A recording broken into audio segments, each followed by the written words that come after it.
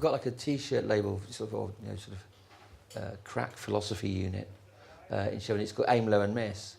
And that's kind of there's a Quentin Crisp quote which says, "If at first you don't succeed, maybe fail is your style," which I kind of think that it's good, because the problem with how we define success now is usually based on acquisition. Our success, we judge how successful we are in tangible examples of our success, and it's usually based on finance or on money or acquisition. But even more than that, it's based on acquisition relative to the next person. And I don't think that to me doesn't sort of equate to success, really. I mean, one of the problems that kind of when before DR went bust, and actually we really only went bust because of in the design press it was all like, oh, it's the first one, a big victim of the recession and all this and that. And it wasn't really. It was fucking Dark Lord. But anyway,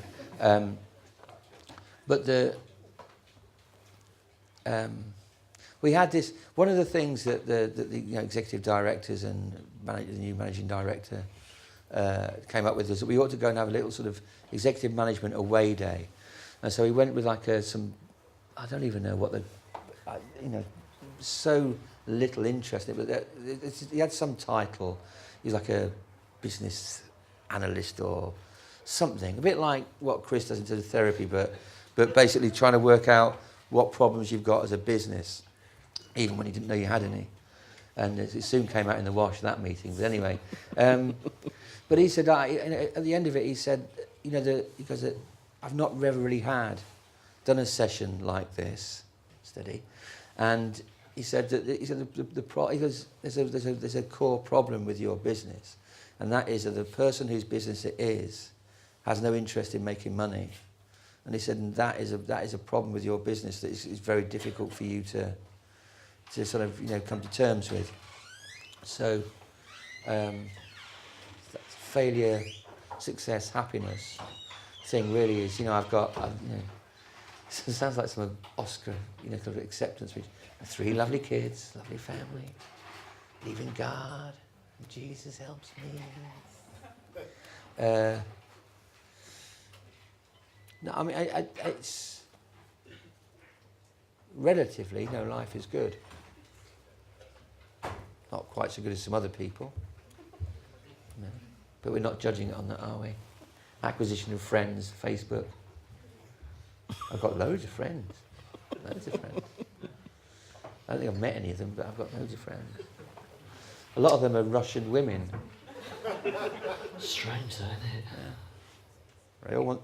A lot of them have said they want to come over and see me, which I thought was great. Because none of my real friends ever do that. That's for another time, I think. It is for another time. And another place where there's just the two of us. Yeah. Maybe some sheep. Goats. There's somebody over there who wants to. Yeah. What about freelance design? About what? What about being freelance design? Do you do that? There's a reason. There's. I mean, in some ways, I quite often get asked by agencies who only have 2 designers locked in a little room at the back to go in and do some consultancy with them, because they're very good at soft soaping and massaging clients, but not necessarily good at coming up with the solutions that the client needs. So in that sense, that's really the only sort of freelancing that I do.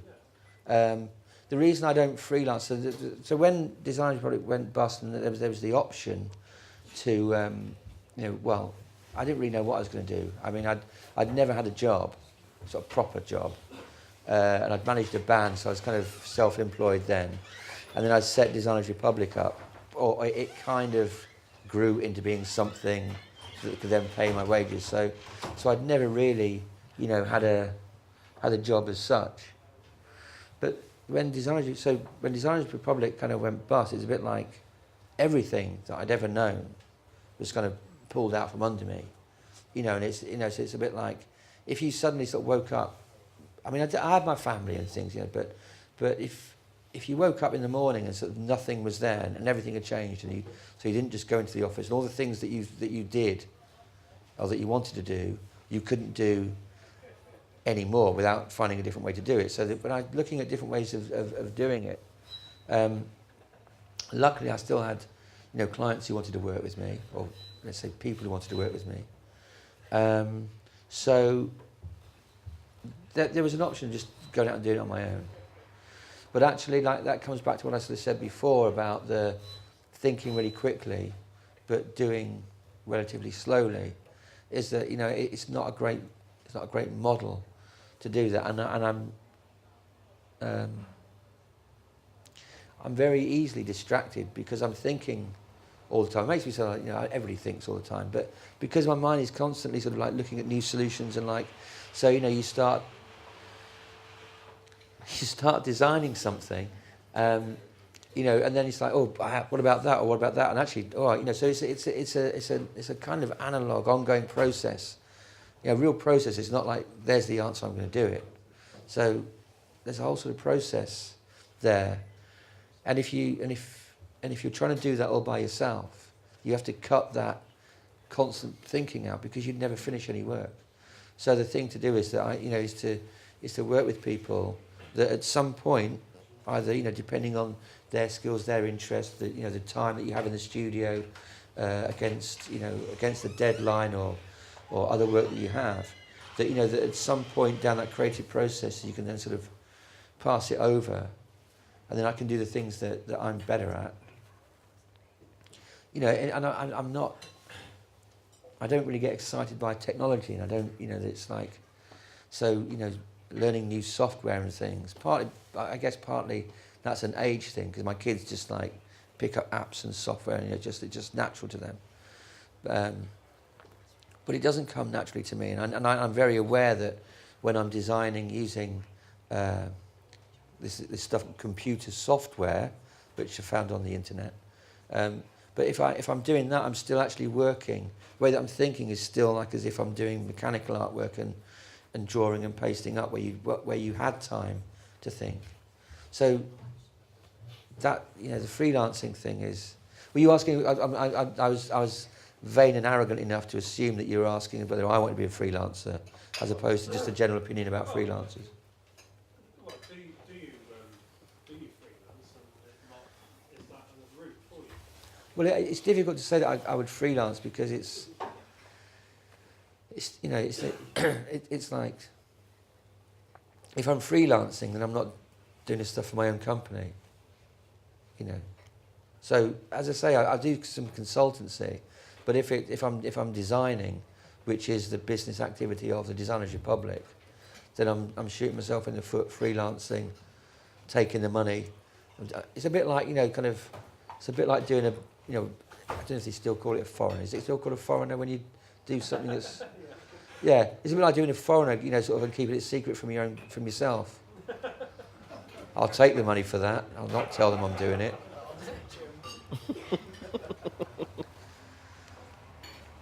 Yeah. Where did Designers Republic come from, Ian? Is it as obvious as it seems, or not? In the context of what you've been talking about, Designers Republic. The name? The nom de plume. The nom de plume. The Designers Republic. People's Republic? Yeah, I mean, it is the People's Republic of South Yorkshire, Socialist Republic of South Yorkshire. YRA. YRA. But the reason for it was that I found myself through again some sort of weird sort of set of circumstances managing this band in Sheffield, person to person, and one of the things that and it makes me laugh even now working with bands, especially bands that have signed to major labels, was they say, yeah, well, you know, we're doing this, they've given us creative control. You know, it's like a bit like the banks saying, well, we're going to do some great things with your money just for you. You know, no major label ever gave any band creative control, except if it was a smokescreen for kind of like shafting them, you know, while their backs were turned, having creative control. But anyway, so the band, I was the person to person, so they said, oh, we like some of the flyers and stuff and posters you've done for your club nights and things. So why don't you do the cover? Then we can kind of keep creative control with him. And so I went out and I got sort of, a few sheets of letter set and sort of stuff. Because I'd done a few flyers, but they were kind of photocopied and, with a bit of letter set and a bit of montage or something, because that's what you could do on a photocopier. And, and that's, again, the Age of Chance thing was very much that, the way that we put the stuff together on the back. But anyway, I wasn't allowed to use my name because I was the manager. So basically the guy, Simon Cantwell in the CBS art department just said, you can't invoice us because it's not conflict of interest, it's the other one. But basically kind of you're invoicing us twice. You're getting your money as the manager, but then you're charging for that. And you can't do that. And I was like, all right, okay. But he said, but you could make up a name and invoice us because we've got the money as part of the budget, so it's not going to go anywhere. You might as well get the money for it. So anyway, then I kind of, based on like clock DVA at the Sheffield band, my initials are ISA, so it's Eyes of Vision, so eyes have vision, ISA Vision. It's an amazing name. And I was sad to see it go. Anyway, but then some of the lads in the band going on, about my artwork looking like, Russian communist posters and things at the time. So I can't remember who it was, but one of them just sort of said, oh, it's like bloody Designers Republic of South Yorkshire. And I thought, that's good. Thank you very much. I'll have that, you bastard. And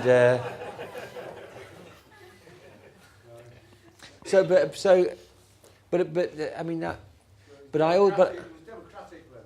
it was totally democratic. Yeah, I one person with a card with a vote voted in favour. I insist on people having opinions as long as they're mine. No, but I mean, really, it just seemed to fit.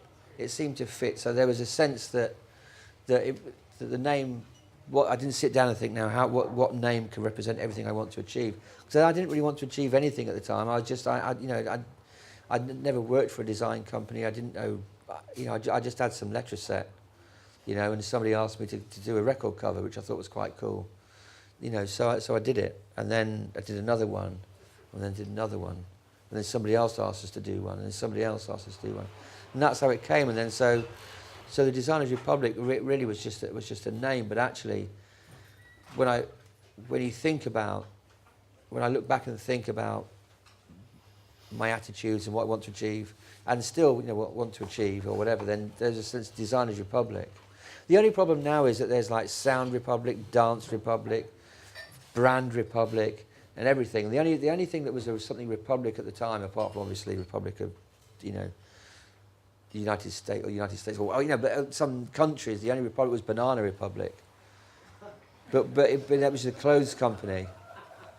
But we didn't know about that kind of, because we weren't designers, so we kind of lived our own little sort of bubbles of the music we liked and the films that we liked and all those things.